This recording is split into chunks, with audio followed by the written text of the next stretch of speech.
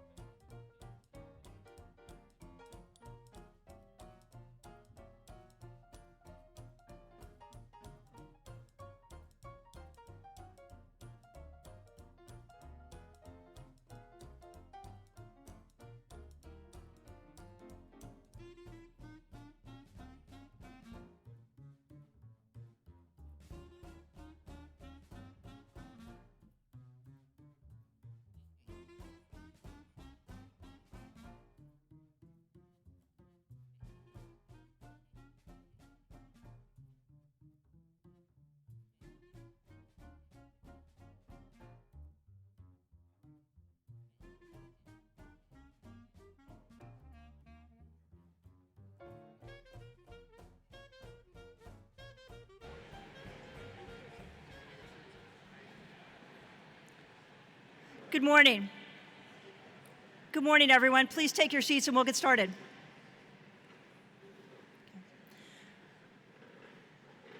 Good morning and welcome to State of the Coast 2025. I'm Kim Ryer, the Executive Director of the Coalition to Restore Coastal Louisiana, or CRCL. CRCL hosts this event in partnership with the Louisiana Coastal Protection and Restoration Authority and the Water Institute. On behalf of our board and staff and our partners, thank you very much for being here. We will have, over the next 3 days, an exciting and we hope inspiring and lively program of panels, talks, posters, workshops, and networking. We hope that these 3 days will be, for all of us, a valuable opportunity to learn and share and consider together decisions about our future. This year's conference theme is Our Changing Coast. We live in a dynamic system. Land subsides and sea level rises. Storms batter our coast again and again. Rivers rise and fall, and even sometimes chart new paths. Our landscape is one of inevitable changes. And there are also changes in the political landscape in Louisiana and across the country. What we get to decide is how we respond to change, how we best utilize our natural resources and our ingenuity to thrive in the face of that change. We hope that these 3 days will help us all consider together the decisions for our future, and at the same time, we are marking anniversaries so that we may consider what we learned from the past. One of the most significant turning points in coastal Louisiana came 20 years ago, when back-to-back hurricanes devastated our communities and made it clear there was no turning back. Katrina and Rita were terrible tragedies. They were also transformative. They led to the creation of our state's coastal program and made clear to the entire world the need for urgent action to protect our marshes, our fisheries, our communities, our future.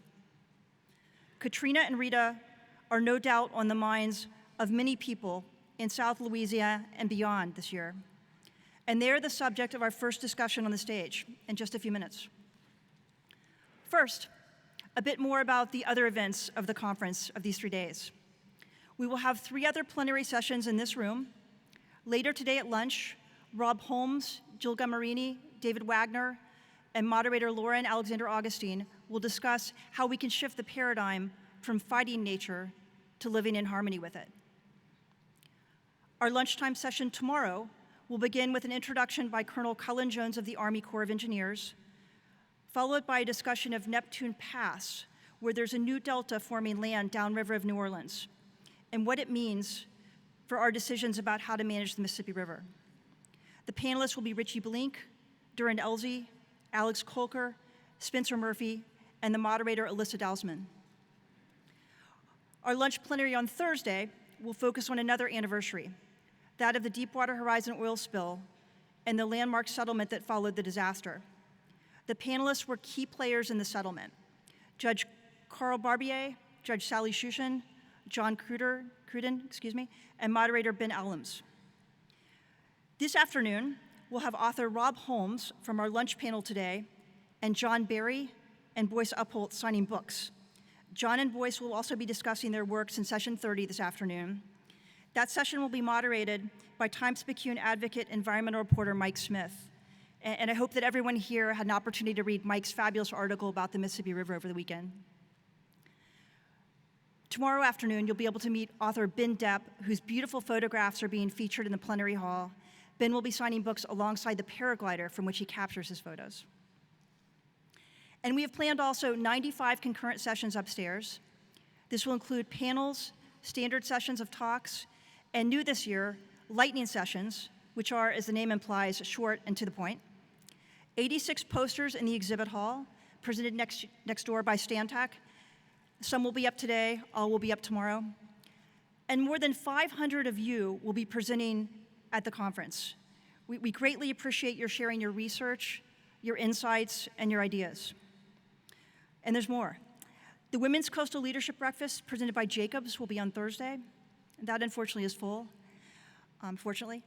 And there will be 2 workshops on Friday, focused on culture and engineering with nature. Registration for those is still open, so please stop in at the registration desk if you'd like to get in on it. And we'll have 3 receptions at the conference. Tonight, the welcome reception starting at 5:30. You'll find drink tickets for the reception tucked in your name badges. And tomorrow night, we'll have the poster reception. We hope you'll spend time visiting and talking with all those presenting posters there.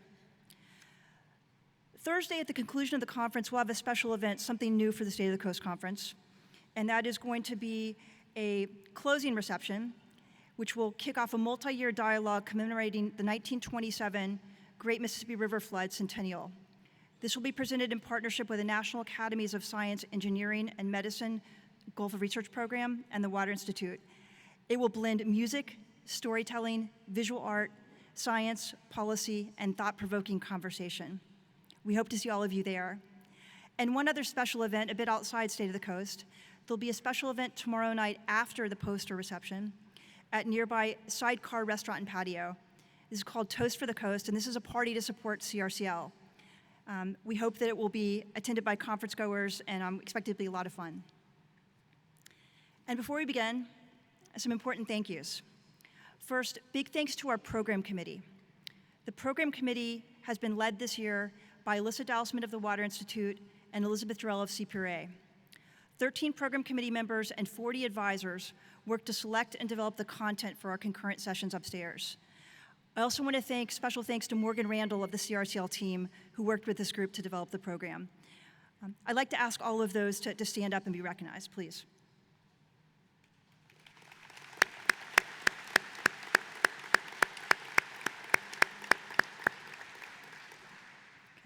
And of course, a special thank you to our sponsors. This event is made possible by the support of sponsors, and we're very, very appreciative. The opening plenary is sponsored by Jones Walker. Thank you very much for your tremendous support of the State of the Coast. The exhibit hall next door is presented by Stantec, and the coffee this morning is provided by Entergy. You will see our sponsors in various ways recognized throughout the conference. Please join me now in thanking them now and throughout the event.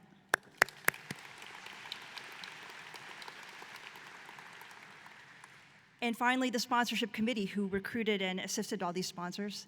The committee was led this time around by CRCL Board Executive Committee member Will Norman and CRCL Board Chair Parker Kilgore. I'd like to ask the members of the committee to stand for just a moment so that we can recognize them as well.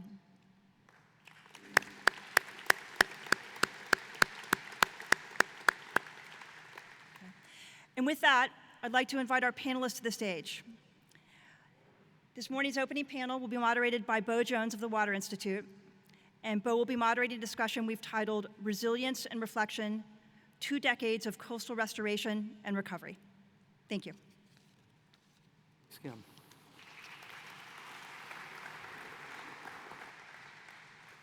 All right, come on up. All right, while the panelists are coming up, everybody give a round of applause for Kim, CRCL, and the program committee. Fantastic job. Yeah. Well, good morning, everybody. As Kim said, my name is Bo Jones with the Water Institute, and it is my distinct honor and privilege to try and moderate a really important panel this morning. So, as Kim said, we are here at the cusp of some pretty big anniversaries, the 20-year anniversary of Katrina and Rita, the 15-year anniversary of the Deepwater Horizon, and we are coming up on the 100-year anniversary of the Great Flood of the Mississippi River. This panel is entitled Resilience and Reflection, 2 Decades of Coastal Restoration.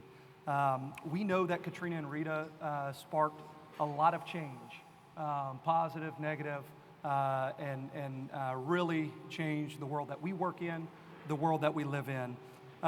Today, we gather and not only remember the almost 2,000 lives that were lost, the untold number of mementos and property and memories that were washed away during those times, but also using this opportunity to not only look back and remember what we've learned, reaffirm the lessons that we learned during those times, but also to cast our eyes forward. Say, what are we doing in the future? So I'm pleased to be here with people who were not only involved in different ways in the immediate response and recovery and reaction to Hurricanes Katrina and Rita, but have been architects for the change since then. We will start today.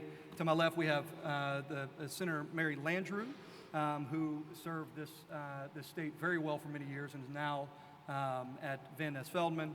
To her left, we have Paul Rainwater, who served as the Chief of Staff for Louisiana Governor Bobby Jindal and was a former Commissioner of Administration, the spreadsheet man for the state. Then we have Megan Williams. Megan Williams works with the Office of Resilience and Sustainability at the City of New Orleans. And then all the way to the left there is Mark Wingate, who many of you know from his time with the Army Corps of Engineers, but is now the Executive Vice President at MSMM. So please join me in welcoming our panelists today.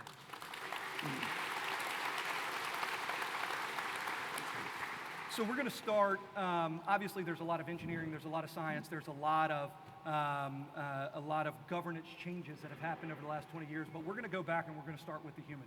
We're going to start with the personalities that were involved and what was going on. So starting with Senator Landrieu, take us back 20 years ago. Take us back to when Katrina and Rita were coming on shore and your role and what was going through your mind and what your experience was like during that time. As it relates to coastal and Absolutely. levees and, okay. Well, I was 20 years ago at our family home in Slidell, right literally where the storm made land, south of Slidell. Getting ready to celebrate a summer gathering of staff and family and friends that we'd done for many, many years. And the storm was out in the Gulf. You all will remember that a few days before the storm hit, it was large and threatening, but it was supposed to go to Florida. And then all of a sudden it took the turn. So it didn't catch a lot of people by surprise, but it was a little bit of a turn and the urgency of moving out. I evacuated like everyone else did, as people that could get out evacuated with family and friends, and flew over by helicopter a couple of days later, and the place that we left was no longer visible. There was nothing. It was completely destroyed, all that part of Slidell and the North Shore. And so that was how it affected, our family. Our lives were saved. We lost that particular home. Our large extended Landry family lost 4 homes, 7 cars, our places of work, every church. People had no place to work. People had no place to worship. People had no place to live. But that was true of this entire region. I will remind you, Bo, and everyone, it was the size of the destruction as large as Great Britain. So where I was at that moment, that was where my family was, but my head was completely and heart around thinking to myself, we knew this was going to happen. We said it would happen. It has happened, and I am furious that we collectively could not have done more, not to prevent the storm, but to prepare ourselves for what we knew was going to happen one day. The levees had never broken like this in this level before, but we had had storms as long as all of us have lived here.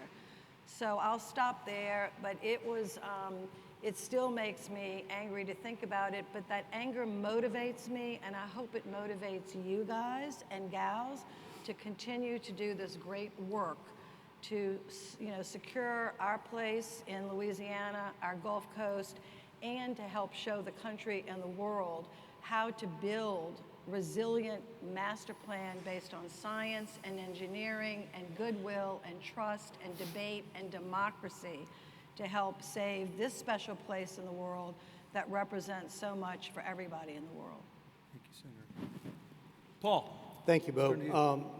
Just a little bit about my background. I mean, I was the city manager in Lake Charles, Louisiana.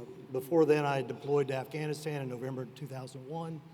I had gone to FEMA Region 6 in 2003 as a worst-case scenario planner. We actually come to New Orleans in 2003, got deployed again in 2004 to Iraq. I come back in February of 2005. City manager, I want to get back to my life, and about 2 days before Katrina was going to make landfall, then Governor Kathleen Blanco called Mayor Randy Roach and said, hey, Paul's got a skill set. We heard what he's done. can he come over and just kind of help us plan? We don't think it's going to be a big deal. We think the storm's going to pass through. Obviously, Corps of Engineers comes out in the Operations Center and says there's a levee breach. I'm asked to go bring about 13 buses to a place called I-10 Causeway, which, when I arrived there, had about several thousand people, along with helicopters landing. And so we kind of worked with a gentleman named Ralph Mitchell, a major from the Terrebonne State Police District.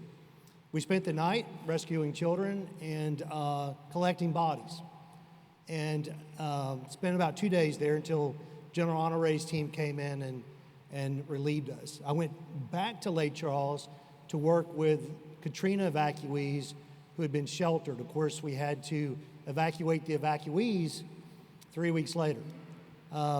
After Katrina and Rita, I was then asked to help put together Louisiana Recovery Authority, which became a policy shop led by Andy Copeland, who's just a brilliant guy.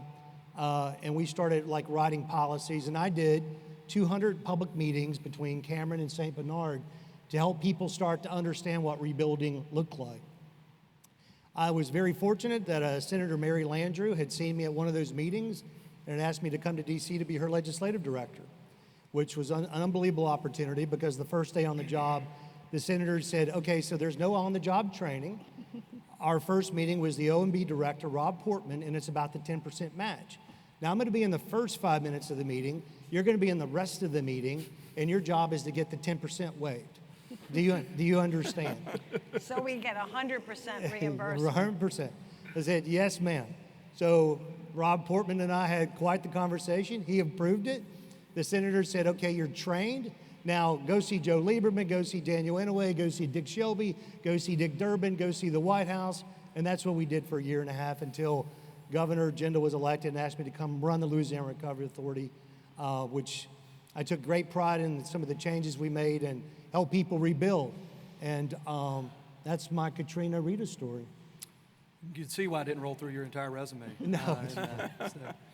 And then, Paul, to your left, we have Megan Williams. So Megan, I'm not going to age either you or I on the stage, but you were not working in government when No. Hurricane Katrina rolled through. So tell us about it. Thank you, Bo. Yeah, my story is a little bit different. I was a junior in high school when Katrina hit. And like most people who had lived here for all of their lives, a hurricane comes and you either shelter in place or you take a week and a half vacation. For most of us that were born after at least the 95 flood, it was, we evacuate, we'll be gone for a week, come back, back to normal. But like most of the city, we evacuated fairly late. So what should have been maybe a 6-hour drive turned into almost a 24-hour drive.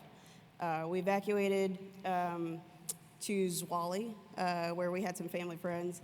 A group of us evacuated, my family, my brother and I, and we came back about a month and a half, 2 months later, not really knowing what to expect. I'm 16 at the time. I'm seeing all the things that we saw on TV at the time, and none of it is making sense. You can't really fathom from a TV what's happening and what the world is going to look like when you go back home. Now, I grew up on the West Bank. Don't hold that against me, please. But we were not spared, I should say. We were certainly not devastated to the extent that the rest of the city was, but my dad's family is from Tremé. We had a lot of family in the East and all throughout New Orleans, so we came back to New Orleans, and Thanksgiving Day, 2005, my dad took my mom, my brother, and I and drove through the city. And this was actually the catalyst for the career that I have now in the resilience world. And I remember driving up West End Boulevard, and there was probably, 2 feet of mud on the ground. Every single house had the National Guard marks on it. You could see a hole in the roof. And as a kid, you don't know what any of that means. You just know something's not right. And then it became personal. We went to a family member's house that had evacuated, that lived, right near one of the levee breaches, and she had a wrought iron fence around her property, and I remember there was a fish stuck in the fence. And I was just like, what am I looking at? I don't understand this. And then we walked up to her house, and she had a 10-foot ceiling, and the water line is at the ceiling, if not on the ceiling. You can just see debris on everything. And I remember looking at my mom fairly early on, and I was like, water did this? I remember saying distinctly, water did this? And I just kept rolling through my head, I don't understand how water could do this. I don't understand how a hurricane could do this. You're so far removed from it when all you do is evacuate and come back. And this time it was a very real story for all of us. So, I went to childhood places that I grew up, that my roots are set in, and they either weren't there or they were a shell of what they once were. We did get damage on the West Bank, and, a lot of us still had to do renovations and, completely restore our homes. But for me, that was really the catalyst. And I remember as we were driving down West End, I told my dad, I was like, I want to be a part of this. And you can ask my parents to this day, I want to help rebuild. That was the statement I just kept saying. I want to help fix this. And fixing became, my career. I got my degree in civil engineering from UNO. I got my master's about a year ago in water resources. And I've spent the last almost a decade at the City of New Orleans working on urban water management, stormwater management, green infrastructure, trying to protect what is within the levee system as much as I possibly can. Thank you, and you're definitely a part of it. Mark, let's start you.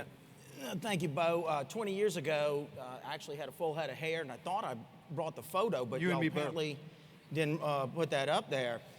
But I had just become a first-line supervisor at the Corps of Engineers. I was not working on levee-type projects. I was actually working in the Atchafalaya Basin. Some of you may know her with Sandra Thompson with DNR, and I actually recall going to a number of meetings with Senator Landrieu, pushing the Atchafalaya Basin floodway system program forward. So that's where my head was at the particular time. But the Friday before the storm event occurred, I was actually on the Mississippi River Commission trip down in Morgan City. And it was that afternoon, and I was fortunate enough to be standing there with the Admiral from NOAA, and we're looking at the forecast. And much like you, when events were coming, it was a hurricane party. Well, when that Admiral said, this is the big one, this is going to be the big one, that certainly caught my attention. And so like any good husband would do, I went home that Saturday morning and told the wife, start packing up, but I'm going to play golf in a tournament up in Baton Rouge. And that's what I did. So I headed to LSU to play in that golf tournament. And after the first 9 holes, I walked into the pro shop just to see how things were going, and yep, it was still coming this way. So again, I reinforced my message to my wife, Lori, keep packing, but I'm going to stay up here and finish playing golf. So on that Sunday, we packed up, we loaded all the important paperwork, and we put it in the car. And when we left, we all had that feeling things weren't going to be the same when we got back. And so we were living in Slidell. We still live in the same house today. But when I returned back to Slidell, it looked like the only word I can come up with was a war zone. The house had received 2 feet of water in it. There was mud everywhere. There was lumber everywhere. There were homes that had floated off.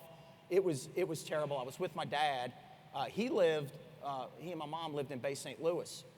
So he said, well, let's head to Bay St. Louis and go check out your home. And we stopped on the interstate where we could see the subdivision in a distance. Well, I couldn't find the subdivision. And I said, well, I don't know what's going on, Dad. Let's try to get closer. Well, when we got closer to his area, we realized why we couldn't find his subdivision, because the subdivision was no longer there, much less his house. In fact, I can recall going to the Walmart. We were looking for my mom's car, and the National Guard said, sirs, what are you all doing here? I said, well, we come to get our car. And the National Guard said, well, sir, the water was over the roof of the Walmart. So we didn't look for the car any longer, unfortunately.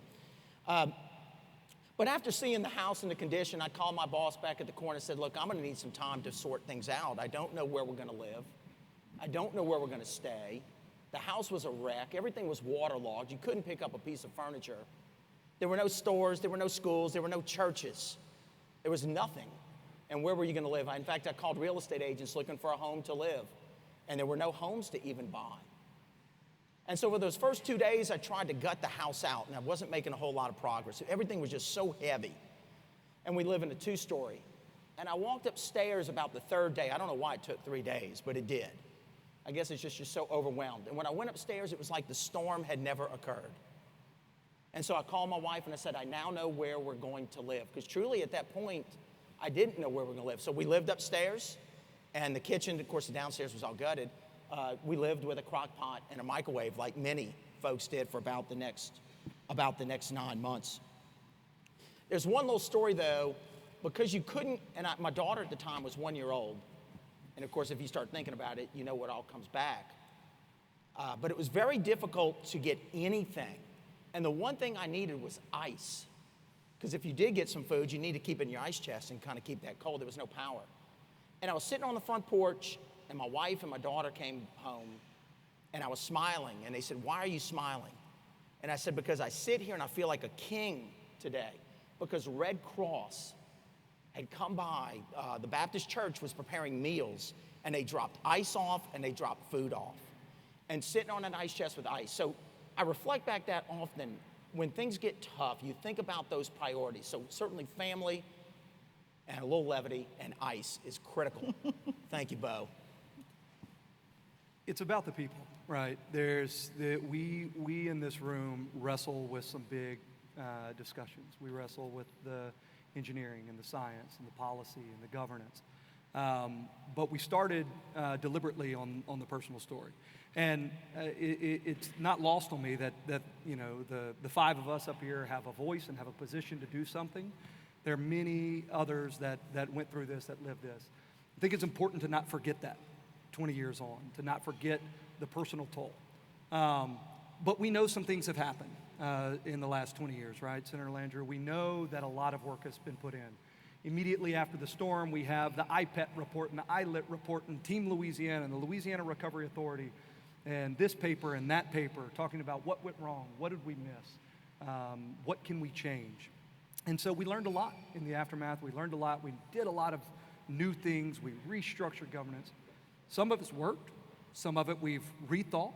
But Senator Landrieu, when you look back on the last 20 years and you think about the recommendations that were made, where are we today? Where have we moved in terms of taking those recommendations? Still having some out on the horizon, but where are we? Well, Bo, let me take your question and answer it in this way, a little bit larger frame, because 20 years and really my life is a short period. I'm getting much older. Some of you, it's a lot of years, but for me, I think to this group, what I'd like to say is Katrina was a wake-up call for the world, but there were many, many people, and some of you in this room were already awake and working on this in the 1970s and the 1980s, pleading with the federal government. I'm going to start with Betsy in 1965, because that's sort of where I was 10 years old when Betsy hit. It was a life-changing moment for me and for my family here. I won't go into the details of Betsy, you can look it up, but it was a really tough storm. But what it marked for me in the history of our work is that after that storm, which devastated big parts of New Orleans, Hurricane Betsy, the state of Louisiana pleaded with the federal government and the Corps of Engineers to help us build a levee system that would hold against a Category 3 at the time, which was the highest. Now we're at 5, but the city knew it then and the region knew it then. And what happened over the course from 1965, when I was 10, until I got in my 30s, the Corps of Engineers failed in their mission. And I'm not blaming them wholly, but they failed. And the city, the state, between lawsuits and not being able to come to terms, but mostly because the federal government kept saying, we don't have enough money, we don't have enough money, we don't have enough money, we can't help you. Our entire delegation, Republican and Democrat, there was no difference. We kept pleading with them, saying, this is going to happen again, this is going to happen again. Do you know the cost of fixing that levee system? I looked it up, was $738 million to complete that system. Do you know what the Katrina cost to the federal government and the world was? $200 billion.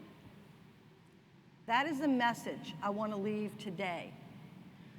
Investing smartly and doing the right projects at the right time with the right amount of money is going to save us all billions and billions and billions of dollars, which is important, but it's also going to save the lives wrecked. 1,800 people lost their lives, but how many hundreds of thousands of children and relatives had to live with the pain and suffering, not for a few weeks, not for a few months, but for years. I'm still, to this day, helping a woman. Her name is Miss Daisy. She taught school for 30 years. She lives on Iroquois Street. I've been to her house 3 times. She has still not repaired her house from Katrina. She still has water flowing through, Bo. I'm gonna get finished in a minute. This work is not finished, and it makes me furious. Miss Daisy worked her whole life, came out of a poor family from the woods of Mississippi, worked as a school teacher, and we let her still stay in this house. So the federal government, my point for this whole day, has a responsibility since the 1800s to help us manage this river and manage the water and learn to live with it. We can't barricade ourselves away from it. We have to have everything. We have to have levees, we have to have rocks, we have to have jetties, we mostly have to have wetlands. We've learned this lesson. We knew it before Katrina, so I just want to say, Bo, that the federal government woke up at Katrina, but there were leaders on the ground, and I was one of them, saying this is going to happen, and we need funding.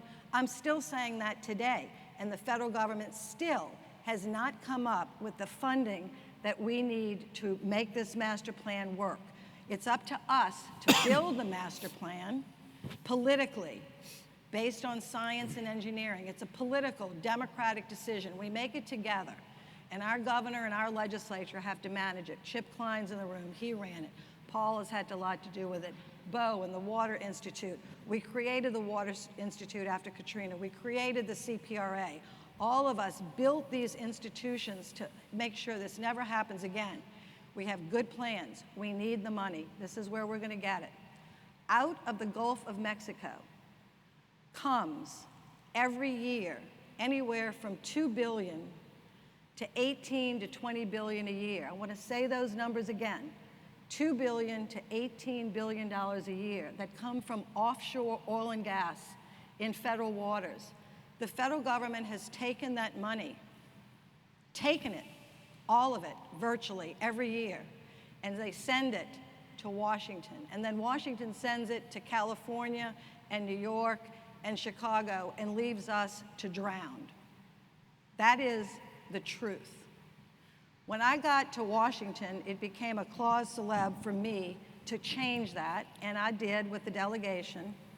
We got the first little bit called GOMESA, Gulf of Mexico Energy Security Act. Now we have to call it the Gulf of America Energy Security Act. I don't care what we call it, as long as we get some funding to fund this master plan. Now there are other sources of money, general fund money from the federal government.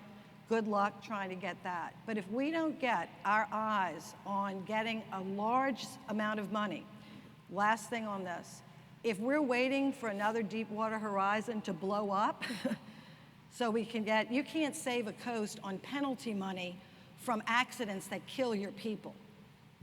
That is not a plan.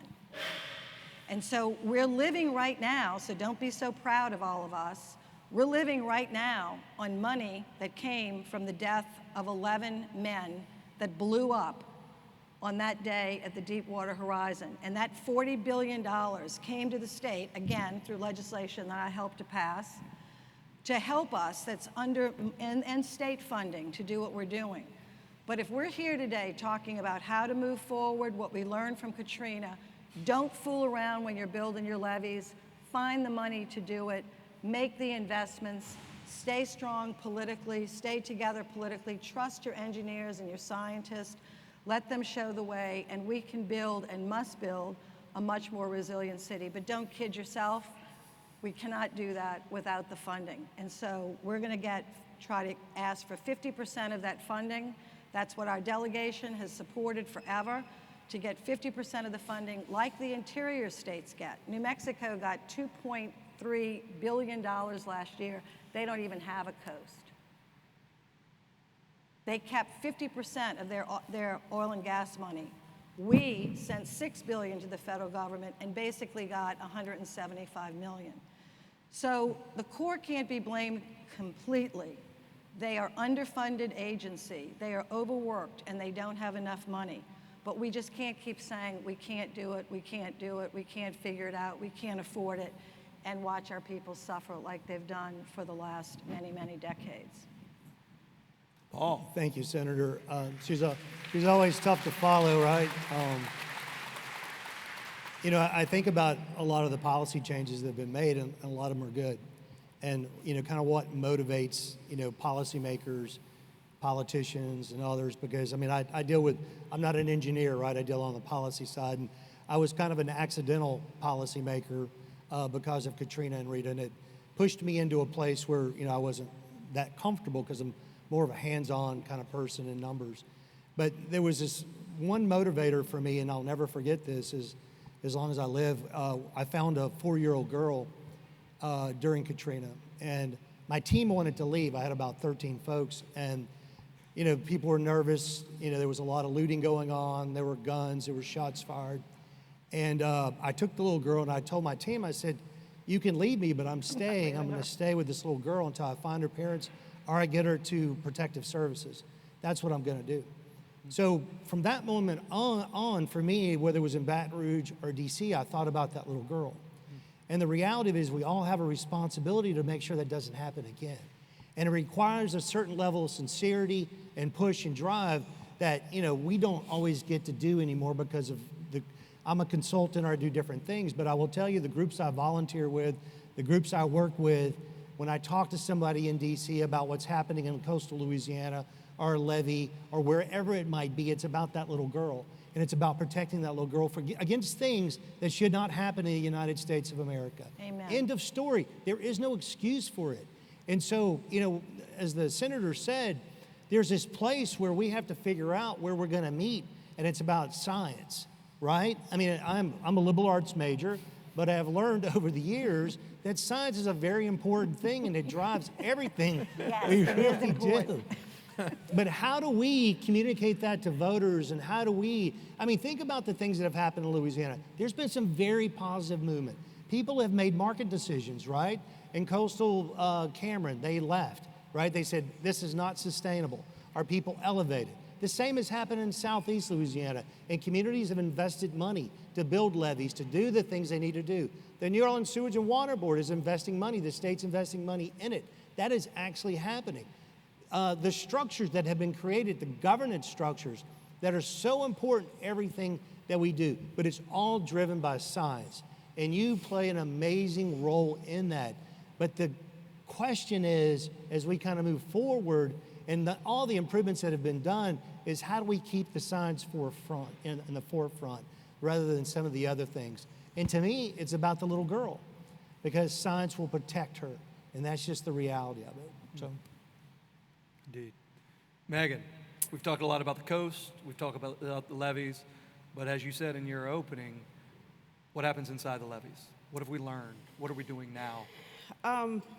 I think to some of the points that have been made already, it's and to your point earlier, it's so deeply personal that we have to remember the people. I know the policy, the funding, and all these things in the science matters. Like, I'm science all day, every day. I'm an engineer, but we have to make the science real to the people, and we have to understand where the people are coming from. So one of the first conversations I had with my dad after Katrina was him telling me about Hurricane Betsy. And one of the first things he told me was, we couldn't afford to evacuate. We just stayed here. It was the norm to stay. And, you know, you just have people that are, to this day, just constantly bracing for devastation when it comes to hurricanes. And not even just hurricanes now. We're in a city that is getting more rain for longer periods of time at a harder rate than we've ever seen.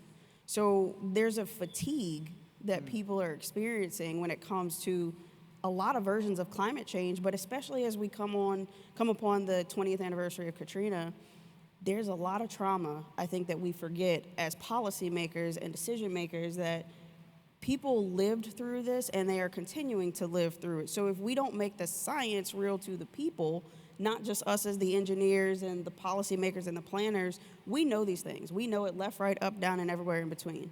But if that four-year-old little girl is not learning about what this changing climate means and what her city used to look like and how it's evolved and what we're trying to build it into, then how can we continue to make progress? So for me, as I look inside the levee system, I look at how are we educating everybody about New Orleans being a coastal city, but also how we're managing being a city that is so vulnerable to all the different versions of climate change. So I have to make sure that the work that I'm doing is not just happening behind closed doors, that my engineers and my scientists and my geologists or geotech engineers, whomever, that we're all speaking the same language and that we're talking to the people every time we're doing a project, every time we're master planning, that it's not happening in this silo, that we're not just sitting with a bunch of like-minded people, but we're sitting with people who are skeptics as well, people who don't understand why we're making the changes that we're making,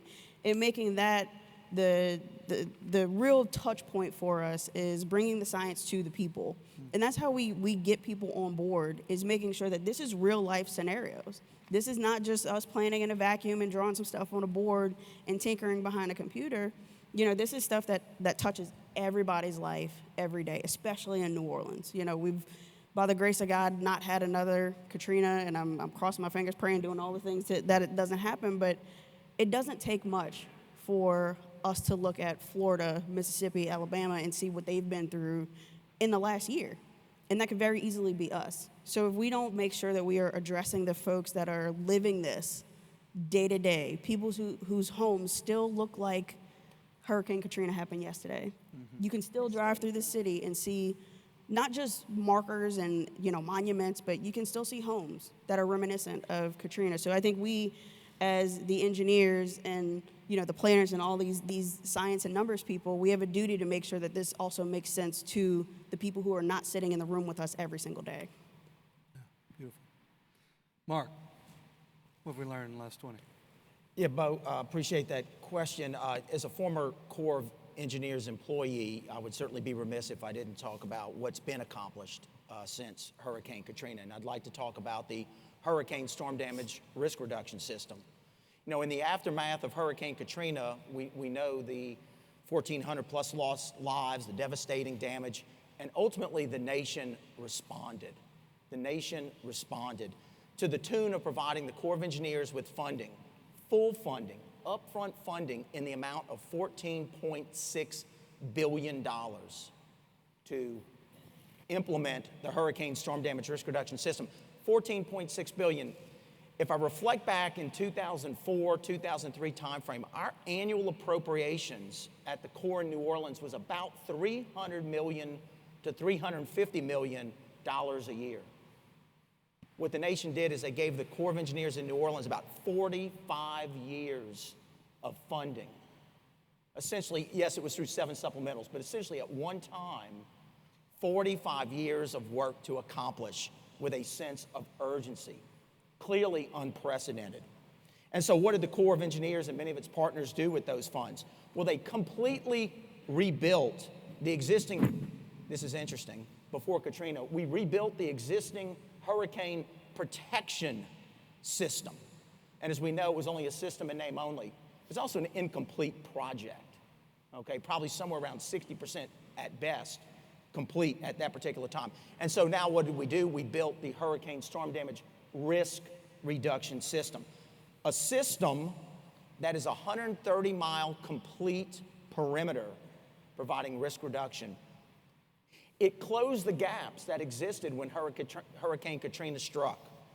Those gaps included 3 outfall canals that we know very well. It included the Inner Harbor Navigation Canal area, and then on the West Bank at the GIWW. And so what this system did is it closed those gaps, which ultimately keeps the enemy away from the city, the enemy being surge. Prior to this system, when of course Katrina struck, the surge could enter into the city. The surge can no longer do that.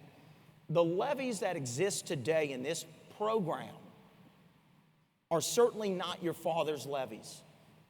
They are larger, they are stronger, They are armored, they are resilient, they are hardened levees. And the flood walls are similar. They've all been replaced with larger, stronger, more steel, more concrete, pile-founded structures. These levees and T-walls don't even resemble what was available in 2005. The result is a world-class system, okay, reducing risk for Orleans, Jefferson, St. Bernards, Plaquemines, and St. Charles Parish. A system designed to provide level of risk reduction for the 100-year, but resilient to the 500-year level of risk reduction. Many people speak about it's a 100-year level of risk reduction. It is resilient. If a 500-year level of risk reduction storm occurs, yes, the levees could be over top, but they will not be breached, okay? They have been designed to take and withstand overtopping. Also, the 100-year level of risk reduction that sits out there right now in terms of the tops of the elevations of the levees and structures, that's at year 2057. It's not at today's 100-year elevation or base flood elevation. It's out into the future. So that's even greater superiority, that's greater risk reduction. But the system could not have been built just by the Corps. It took all of us in this room and others from Congress, from the nation speaking. Clearly, CPRA in the state of Louisiana is our single state entity. An amazing partnership to put that in place. All of the affected parishes and levee districts that played a role in planning, designing, and constructing. But now it's time you have to operate and maintain that system. And if the operation and maintenance is not done, if the TLC is not done, then the system is not going to perform as designed. It's that simple. So we're not done. We've just begun on this event, and it clearly is a team sport. The other thing I will tell you is, yes, the HSDRS protects reduces risk for 5 parishes, but it has set the standard for projects and programs across South Louisiana. And I won't name them all because it would take too long, but from West Shore Lake Pontchartrain to Southwest Coast of Louisiana to Morganza to the Gulf and others to come. It has set the standard. The other program I want to quickly throw out there is the Louisiana Coastal Area Program that was authorized through Water Resource Development Act of 2007. That program was authorized by Congress as a $2 billion near-term plan to provide diversions, barrier islands, marsh creation. And if we can show success through that program, there's a larger opportunity as it was just a near-term plan. And that's where we can get into the multiple lines of defense. Thanks, Bo. I just have to say this, though, with not debating Mark on this and backing up everything he said as a great success. But we can't do this with authorizations anymore. We have to have real money and the urgency of building these projects faster and quicker. The current system, which he described, and he said, remember these numbers, the normal way the Corps operates for New Orleans, their annual budget was $300 million, annual budget. That's what we did normally. Normal didn't work. Katrina hit, and we shamed the federal government. They were so shocked by what happened, and I made sure they were really shocked and really shamed as a leader, and so did all of our leaders to the best of our ability. They wrote us a check for $14.2 billion. That's how that levee got built. We need more checks like that. We can't go through this WRDA process every 3 years. I'm telling you, I'll wake the heck up. This process does not work for us. So after Katrina, one thing please, I took a trip to the Netherlands because when I went to talk to the Corps of Engineers, I don't think they realize, and to this day, I'm not sure they have it wrapped around their mind, that this normal process that they follow by the law, they don't make the law, Congress does. We make the law. That law is not working. So we took a trip to the Netherlands. David Wagner's here. I led 6 delegations. Many of you went with me. We went to find where is the best place in the world that understands how to build levees and save their people. The Netherlands has to, because if not, they'll be in the North Sea. And they don't have any place to move. They can't go to Arkansas. They'd go to Germany. So they have to make their land safe. I won't go on and on. Just leave with this. Do not leave this room and think that anything that is like the normal thing is going to help us.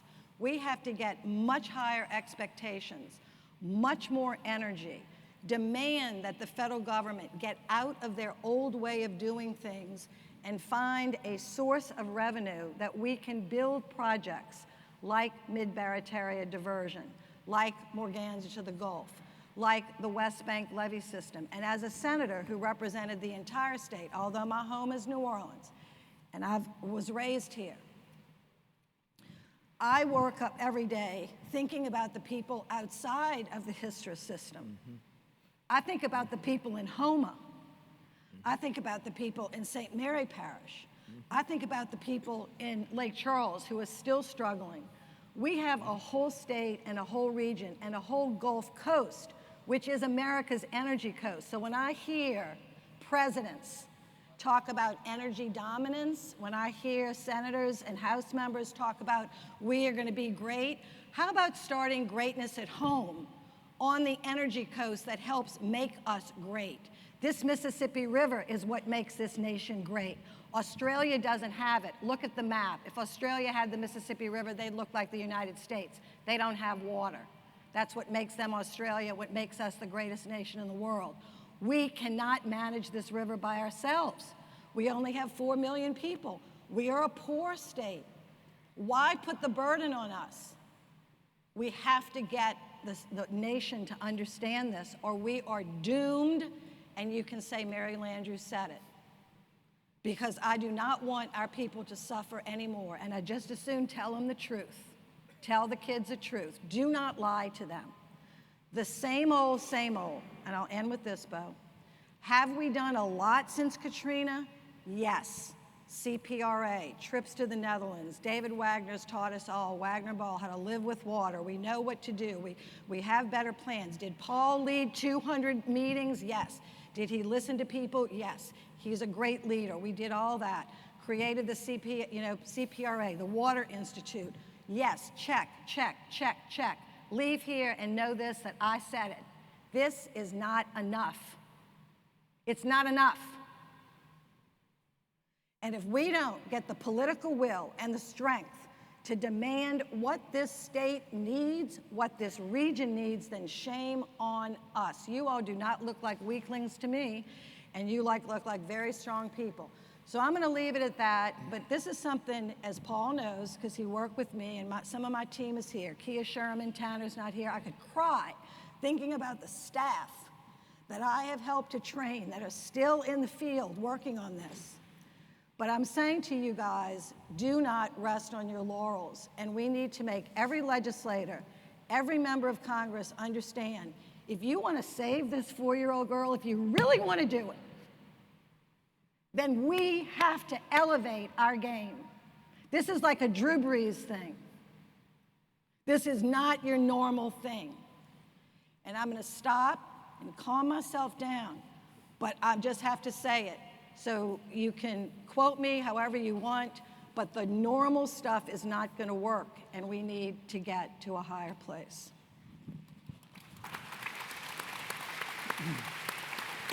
Senator, you took us right where we wanted to go, which is that this is an exercise of looking back. But if we just look back, and if we just sit in this room and rest on our laurels and talk about the projects we've done, we know at the end of the Team Louisiana report, it listed the years that New Orleans had flooded. And it said in 2005, and said, may it never happen again. We know that after 1953, the Dutch said, never again. We know that we're not in control of a lot of this. But that how we look back and what we do today, and what we do tomorrow, more importantly, is what the focus of this conference should be and what the focus of the next several years should be. So let's get tactical. Yeah, Paul, what have we, and not looking back, what is still out there? What is that fruit on the tree that we have not grabbed? What are the things that we can do that cast a bold vision into the future so that the country and the world will continue to hold this region up as leaders? So, this senator got to a point, with her, she's a very tough leader. And I will tell you that what you heard is exactly what she said to Dick Durbin and Chuck Schumer in a meeting one time, and to Dick Shelby. They both, all three of them remember me because I would usually go in and apologize afterwards.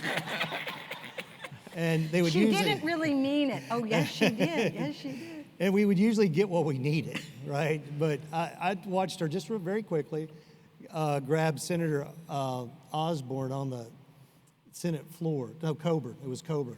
On the Senate floor, who was a fiscal hawk. And she said, come with me. We're on the Senate floor. She stands there for almost 5 minutes with his elbow in her hand, squeezing until he agreed to the amendment that we needed. But what the senator is saying, though, is kind of where I want to go. The reality of it is, if we don't kind of pull together and help Washington, D.C. understand that this problem is bigger than us, I think the state does what it can. I think locals have done what they can. I think it's at a point now where we really do need the federal government and Congress and the U.S. Senate to understand if Louisiana is going to be what it can be, we really need its help, right? And it's been an argument and a debate for a very long time. Katrina, Rita, I went through the Laura Delta Zeta conversation with members of Congress on behalf of the city of Lake Charles. It was the longest moment that a community did not receive a disaster supplemental since the history of disaster supplementals. Like literally, it took that long for Congress to act. And if Congress is not acting on things like that, then what is it doing, to the senator's point, about the science, about levees, about where we need to go 10 and 20 years down the road? We're just going to continue to repeat the same mistakes. And I'm going to say this. We have a responsibility to figure out this science piece. There is a larger gap, and I see it more and more. I do work in New Mexico and Hawaii on some of the disasters that have happened out there in Louisiana. It's not just Louisiana, right?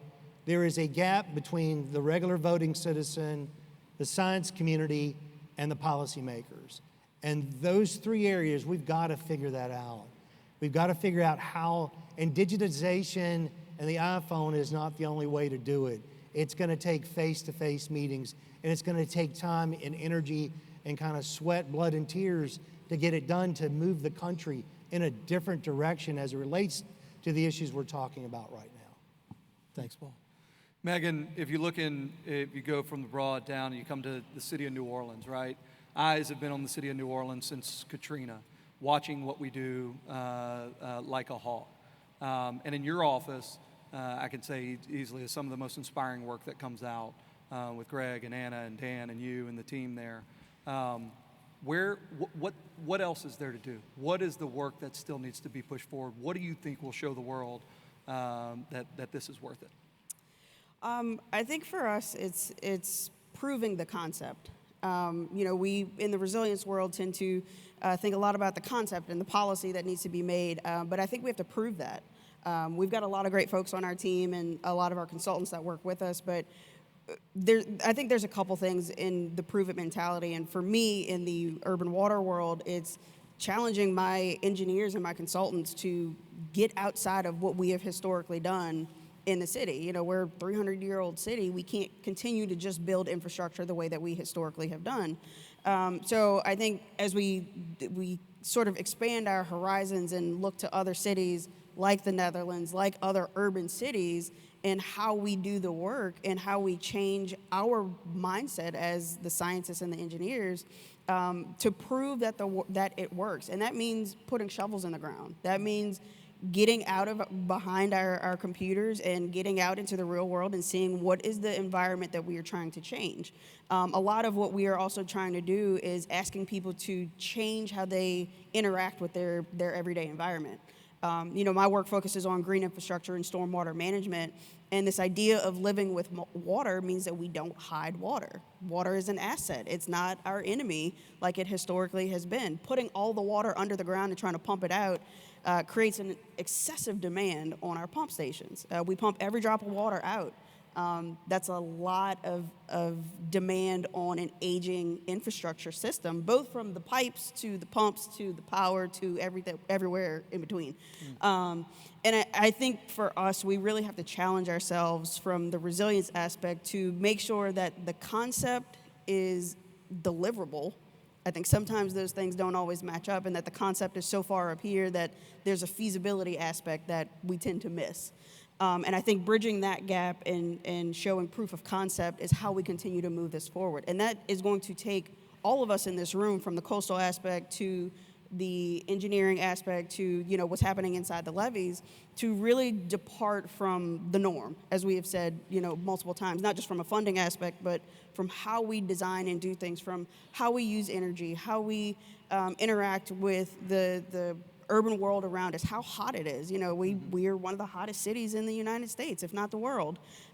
So I think for us, we tend to focus on, again, the concept and the policy, but the policy have to meet the people. And we can't make policy without the people who it's going to affect being in the room with us.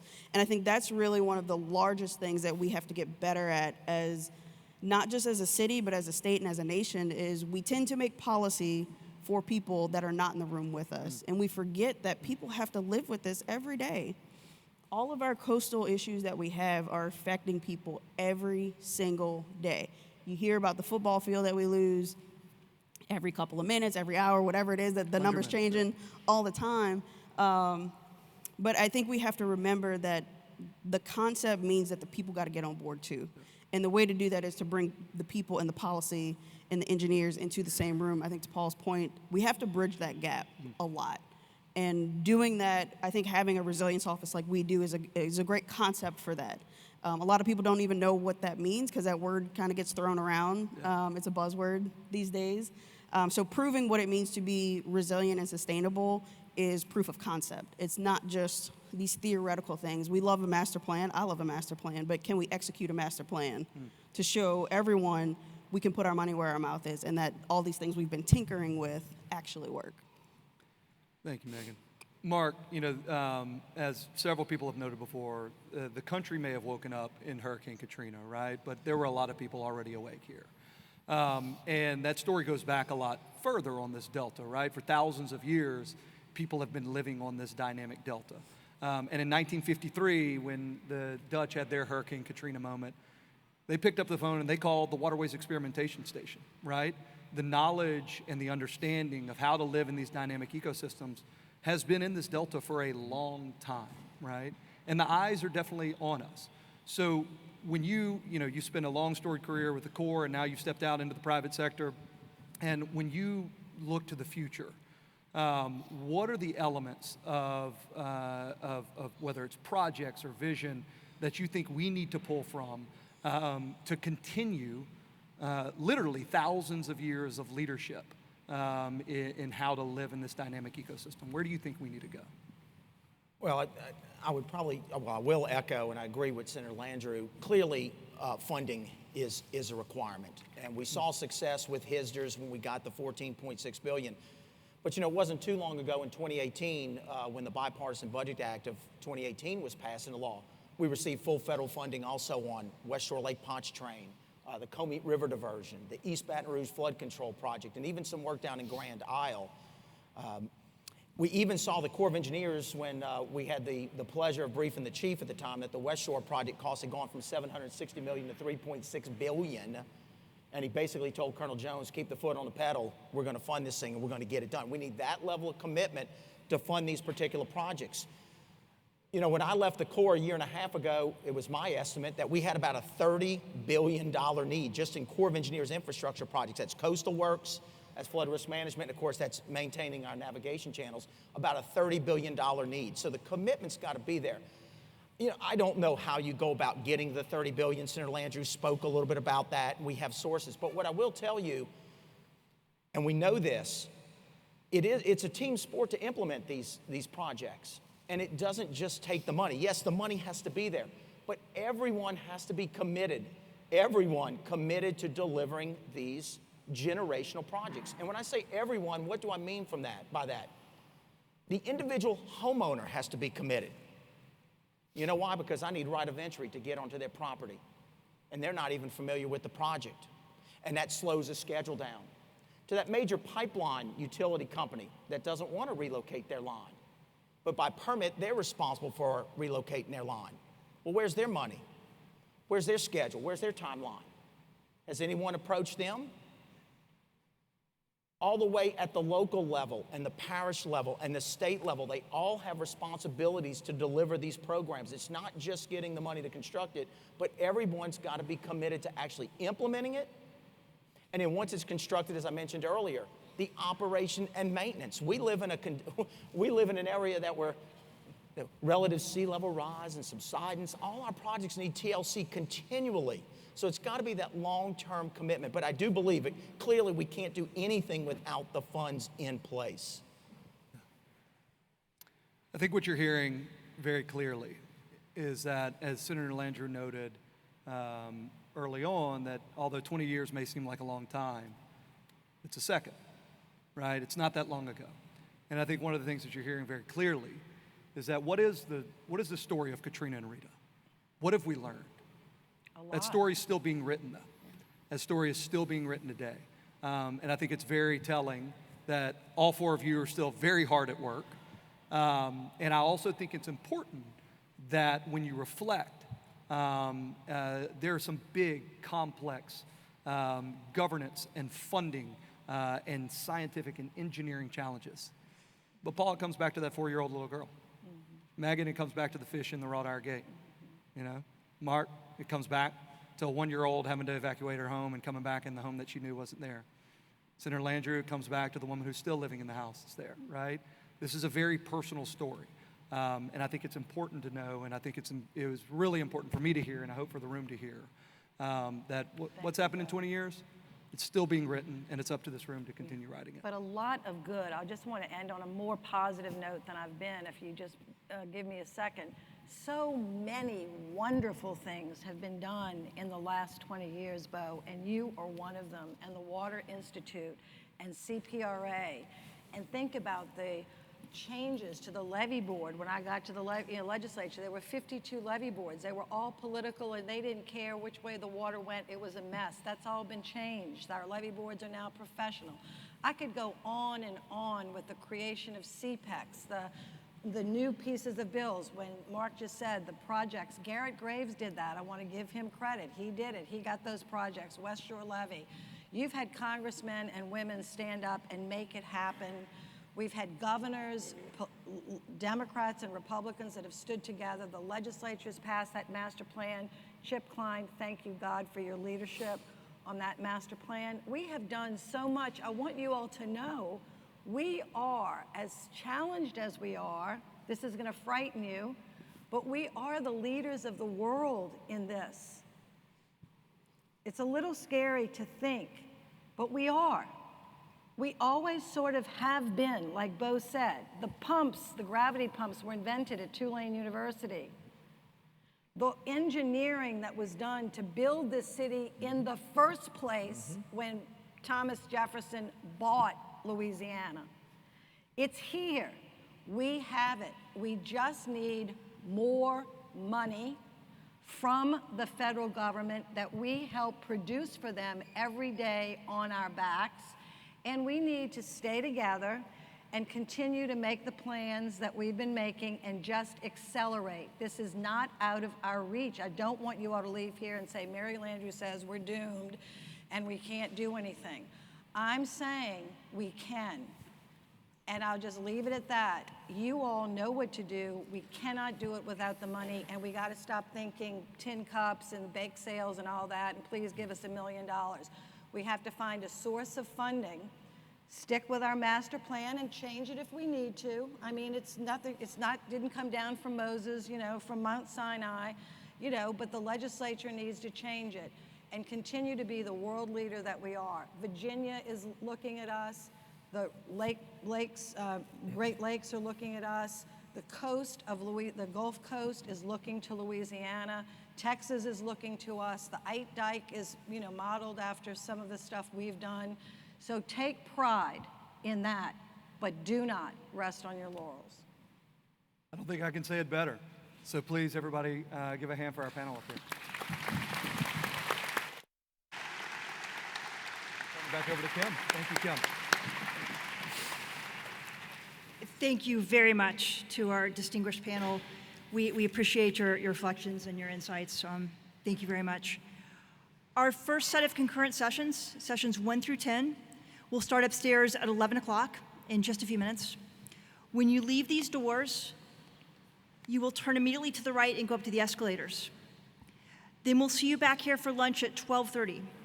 The buffet will open just as the morning sessions end, and we'll get started with our program focused on living with water, designing our future in harmony with nature. You can find information about all of this and more in the CVent app or the conference website.